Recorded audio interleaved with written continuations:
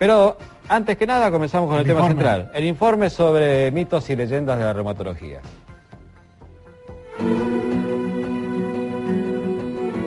Mitos y leyendas en reumatología.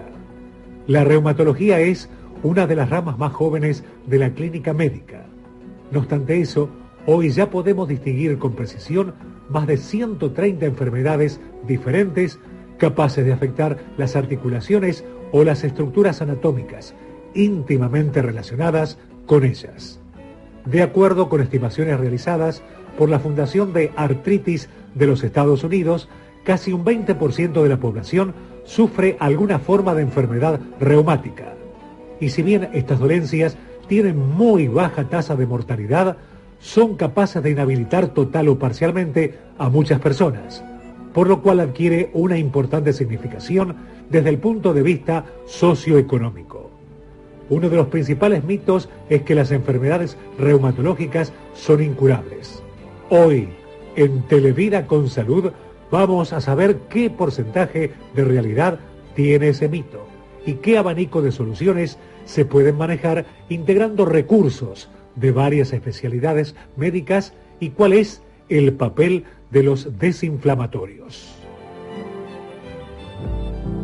Bien, y primero aclarar antes que nada que, porque antes uno decía tenés reuma, sos viejo. No, la reumatología, el reuma... Estás preocupado, o las distintas enfermedades, no es por lo mismo. Las distintas enfermedades reumatológicas abarcan distintas edades ya. Sí. Y esta cuestión de lo curable o incurable, ¿no? Yo siempre cuando le digo médicos, esto se cura, me dicen, ninguna enfermedad se cura. Claro. Y siempre sale a relucir la hipertensión, la diabetes y todo eso. Sí. Pero se puede frenar la enfermedad y eliminar los síntomas, que es una buena opción. Y que sería, si una enfermedad se mantiene en el horizonte clínico, muy silenciosa, a eso en realidad le llamamos curación. Es decir, una persona que es diabética, haciendo su dieta y tomando sus medicamentos, puede estar con un azúcar normal. En ese momento podemos decir que está curada. Claro. Obviamente, si suspende esos recursos terapéuticos, va a reaparecer con toda vehemencia la enfermedad. Seguro. Pero mientras tanto está bien y no tiene las complicaciones inherentes a tener un descontrol en ese punto. O sea que hablamos de curabilidad, el hecho de poder olvidarse de la enfermedad. De tener, cuanto menos, todas las variables que pueden resultar agresivas en forma inmediata o a largo plazo. Claro. Supongamos en el caso de la diabetes, vos sabés que justamente el mantenimiento de altos niveles de glicemia va provocando vasculitis en diferentes lugares, por lo cual de pronto pueden aparecer problemas visuales o coronarios o en el riñón, en fin. Bien. Yo, desde ese punto de vista, lo que creo que podríamos destacar como una forma de ponerle un sello de gravedad a esto, que la concepción de lo incurable muchas veces hace que la persona baje los brazos sobre lo que se puede hacer, es decir, que considere que, teniendo en cuenta que es incurable, o va a estar como está o va a estar peor. Y por lo tanto, ¿para qué voy a hacer si igual voy a estar muy mal? Entonces acá la concepción de incurable resulta muy nefasta y no solamente a veces lo tienen los pacientes, lo tiene el médico. Dice, bueno, ¿para qué va a ir? ¿Para qué va a preguntar otra consulta más? Si sabés que esto no se cura, bueno, conformate con cómo estás, más o menos eso, ¿no? La fase económica, dice, me lo ahorro, si al final no me voy a curar. ¿Para qué va a gastar en Yo te digo, mira, esto podría ser como una especie de estadística hecha al bulto y sobre esta mesa, ¿no? Pero la mayor parte de la gente que nos consulta, y digo nos consulta a los reumatólogos, no específicamente a mí, puede salir con una mejor calidad de vida en corto plazo y muchas veces mucho menos medicada de lo que estaba cuando entró. Claro. Es decir, yo generalmente ahora sí hablaría en nuestro consultorio. Rara vez pasamos de darle paracetamol a la gente. Y vienen tomando diclofenac de A2. Ahora, vienen tomando diclofenac de A2 y no haciendo 200.000 cosas importantísimas de hacer. A veces porque no se le ocurrió al paciente. Y a veces porque en esas consultas hechas así en 5 minutos no se puede hacer medicina. Por eso lo que decíamos en el informe del tema de la función del papel del desinflamatorio en esto, ¿no? Porque incluso hasta se vende libremente, se puede conseguir fácilmente. Sí, se consigue, se consigue. Entonces, ¿cuándo utilizarlo y cuánto tiempo utilizarlo, ¿no? Mira, el tema de los desinflamatorios es un tema bastante importante porque se lo utiliza como analgésicos. Es decir, por ejemplo, La mayor parte de los pacientes llamados reumáticos, serían los artrósicos, que es lo que en última instancia sí aparece con la edad, a veces en gente muy joven como vos, podría tener un problema reumático, pero después en los que tenemos más de 60 lo tenemos reprometido, y con la humedad que hubo esta semana ni hablar. Bueno, entonces la situación es así. La concepción de la utilización de desinflamatorios como analgésicos tiene peligros sumamente importantes, porque los efectos adversos de los desinflamatorios, diclofenac, indometacina, naproxeno, aunque hasta el ibupirac en dosis alta, son absolutamente mayores que la utilización de analgésicos simples como la dipirona o el paracetamol. Entonces, si una persona, para un problema de dolor, está tomando desinflamatorios, asume con el diclofenac una serie de riesgos de retención de líquido, de aumento de la presión arterial, de interferencia con los anticoagulantes, de interferencia con los antidiabéticos orales, que es absolutamente innecesario. Claro, y la eficacia del desinflamatorio, ¿se mantiene en el tiempo o llega un momento que ya no hace nada? Mira, lo que pasa es que si un desinflamatorio no frena la enfermedad reumática, si la enfermedad progresa, los síntomas progresan, y es muy común que la gente que empezó tomando 50 miligramos pase a 100 o a 150, y ahí es donde sería muchísimo más importante que nosotros hablemos de qué se trata una buena consulta médica, porque muchas de esas cosas se controlan justamente con recursos que no tienen nada que ver con los medicamentos, porque por decirlo así, si yo no reviso un paciente, o no es revisado, vamos a plantearlo así, etéreo, a nadie lo revisa, el tipo viene a la consulta y dice, me duele la rodilla derecha, y le sacan una placa de rodilla derecha. Entonces ven que tiene un poco de artrosis, con mala suerte le pueden hasta diagnosticar un problema de menisco, con lo cual se complicaría más.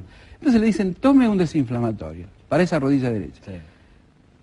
Muchas veces los problemas de una rodilla derecha, y no muy serios, pueden ser porque el tipo pisa mal, porque tiene poca fuerza muscular, porque tuvo un traumatismo y lo rehabilitó mal, porque tiene una tendinitis, porque tiene un dolor irradiado de la cadera y no de la rodilla, porque tiene un dolor irradiado de la columna. Ahora, si la respuesta a cualquier dolor es tanto dolor, tanto desinflamatorio, y no hacemos medicina y solamente hacemos control sintomático con analgésicos, y vamos mal.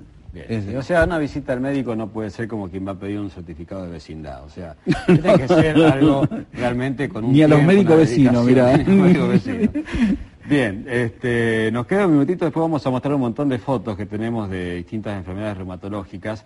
Es importante también combinar, ¿no es cierto?, los accionares, no solamente desde la reumatología. Mira, en cualquier clínica que se precie un problema reumático se atiende en equipo.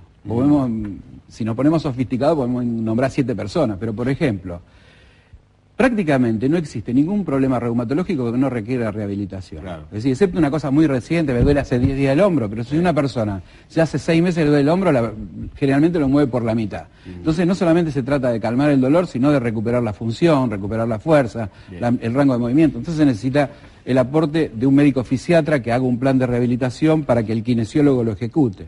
Entonces, por decir lo mínimo, necesitas el concurso en una clínica reumatológica de fisiatría y de kinesiología, a veces especializada, a veces común, pero...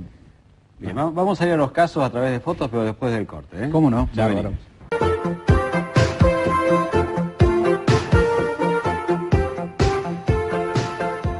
Bueno, y ahora sí, a través de imágenes, vamos a ver cuál es el criterio, ¿no?, para una buena consulta con un reumatólogo, o sea, cómo debe ser tratado el paciente, ¿no? ¿Vamos a la primera? Vamos a comenzar con... Mira, en esta foto está Mauro haciendo un examen físico y era simplemente una ayuda a memoria para no saltear cosas. Sí. Y antes de esto, en realidad habíamos puesto una imagen de una historia clínica, porque levantar bien la historia clínica es un primer paso, porque tenés que tener un interrogatorio no solamente de qué lo trae al paciente, sino cuáles son sus antecedentes médicos, su historia personal, con qué está siendo tratado, de qué otras cosas está siendo tratada, porque realmente no se puede edificar un diagnóstico exclusivamente sobre el síntoma dolor de la rodilla derecha. Acá estamos como descubriendo el dolor, ¿no es cierto?, revisando al paciente. Bien, exactamente, y haciendo una revisación completa. Perfecto, seguimos, a ver. Sí. Fíjate vos, a veces los comienzos son discretos, de toda la exploración lo único que podés encontrar es de pronto un dedo hinchado, y sin embargo, si eso aparece en una mujer joven tiene enorme significación, pero esta foto la tomé como ejemplo de la revisación prolija, porque no es que viene traída en una silla de ruedas, viene fantástica y lo único que tiene es un dedo hinchado y puede ser el comienzo de una artritis reumatoidea. ¿Y puede ser que el médico no note este detalle? Ha pasado. No busque polémica, no busque pelea. Sí, continuamos.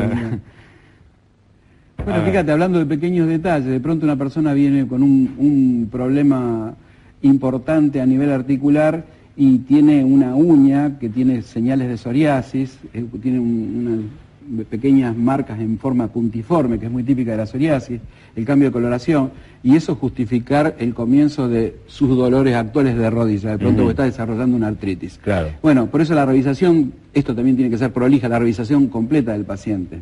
Veamos la próxima. A ver. Acá, fíjate vos, si el paciente no se desnuda, no lo revisan bien, tiene un quiste de Baker detrás de la rodilla, bueno, eso es señal que tiene derrame en la articulación, pero hay que ver que el paciente esté en la camilla, hay que revisarlo de frente, claro. no en 5 minutos y sentado no se ven estas ¿El cosas. quiste de Baker lo tenemos todos o...? No, el quiste de Baker se produce cuando hay un exceso de producción de líquido dentro de la rodilla, o sea, una sinovitis con derrame y, bueno, hace presión hacia atrás porque es el lugar con menos reparo óseo. Sí. Entonces, los quistes se producen atrás. Perfecto. Dale, seguimos adelante. Fíjate vos, cuando se saca las medias, las cosas que pueden aparecer, esto es una úlcera vasculítica, el paciente puede creer que tiene una úlcera varicosa, ni te lo menciona, claro. Y formar parte, ahora creo que Marcelo va a hablar de síntomas extraarticulares en las artritis, bueno, esto suele acompañar a la artritis reumatoidea. Bien, que cualquiera pensaría que esto es tarea de flebólogo, ¿no? Sí, el paciente puede decir que tiene dolor en el pie y de pronto cuando le sacás la media te encontrás con un tofo de este tamaño. Y bueno, para eso hay que revisar, para eso hay que dedicar tiempo en el examen, en el interrogatorio, esto es lo que decíamos, la construcción de un diagnóstico, no me duele tal cosa, tome tal otra, 5 minutos, palo y a la bolsa. ¿Esto es una gota? Es una gota tofacia, eso que ves ahí un tofo y adentro hay depósitos de ácido úrico. Bien. Vamos. Continuamos, a ver. Bueno, esto es una vasculitis, también una artritis. Miren, le estamos haciendo la presentación a Marcelo porque realmente son síntomas vasculíticos que se ven en las formas severas de artritis reumatoide. Sí, que no pasa en por otras el enfermedades dolor. también de colágeno se ven, en lupus también. Pero esto es una vasculitis. Pero digo esto porque la gente dice, me duele el pie, sacás la media y te encontrás con esto. Y vos pensabas que era... Claro, por lo que hablábamos y vamos a hablar después. O sea, la gente piensa que el reuma pasa por los huesos y nada más. Sí, no pasa por un montón de lugares. Marcelo va a hablar de eso. Bueno. Bien, a ver. Esto es simplemente un pie con una muy mala pisada y me parece importantísimo saber que es importante, digamos, que una persona se haga una plantigrafía. Primero, que casi nadie pisa bien.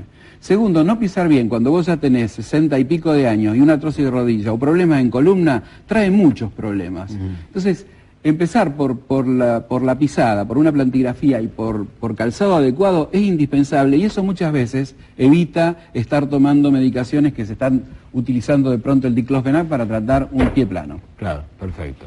Otro. Bueno, ahí estamos hablando de un calzado, la importancia del calzado y no del diclofenac. Seguimos adelante.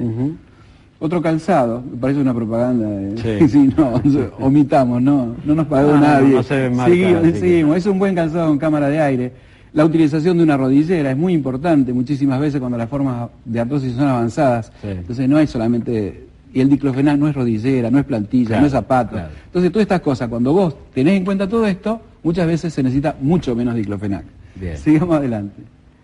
Esta es una nueva forma de rodillera que es muy linda, muy piola, porque las rodilleras muy rígidas en gente que tiene la rodilla bastante gordita, es bastante difícil de poner. Claro. Y estas, hace de cuenta que es una faja con cinchas ajustable. La verdad que es fantástica, es una rodillera para tener en cuenta.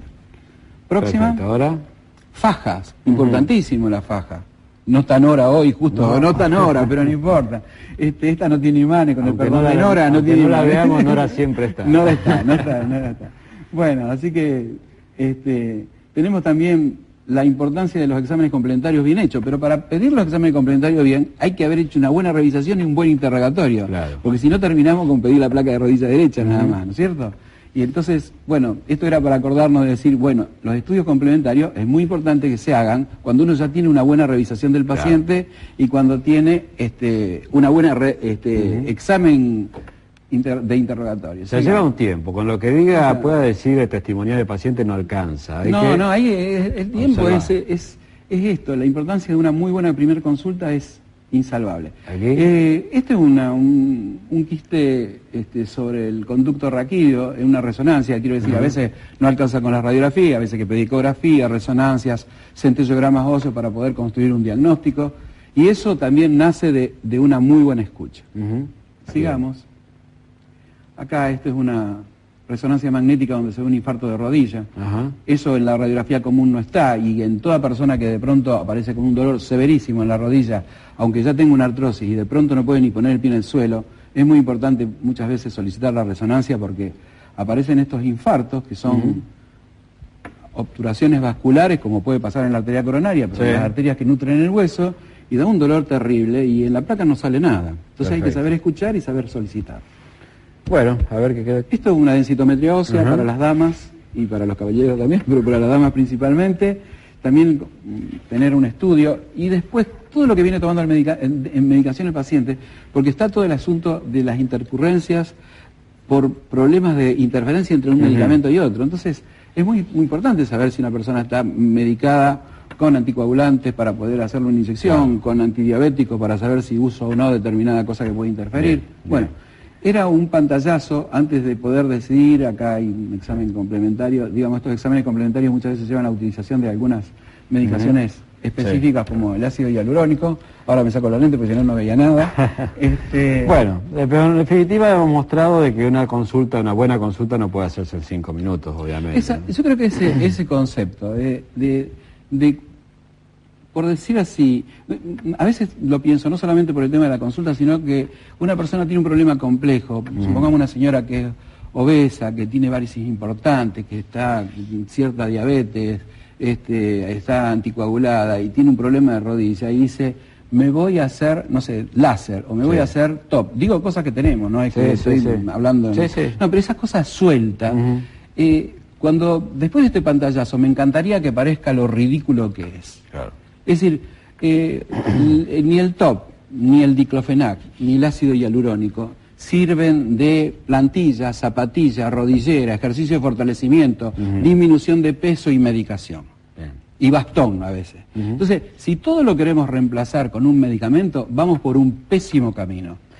Bien, y el mensaje final es que, de la manera que habíamos dicho, frenando la enfermedad y eliminando los síntomas, esto se torna curable, cuando está bien tratado. Por supuesto que sí. Bien. Por supuesto. Vamos a decir la dirección, Pasco y Cochabamba. No. Primero de Mayo y Pasco. Primero de Mayo y Pasco. Primero de Mayo y Pasco. Ahora que mandar para otro lado. Primero de Mayo y Pasco. Bien, ¿Y el teléfono? 481-2594 y 423-7430, me los aprendí. Aparte corren iguales los dos. Corren igual. Bueno, gracias, Juan. Chao.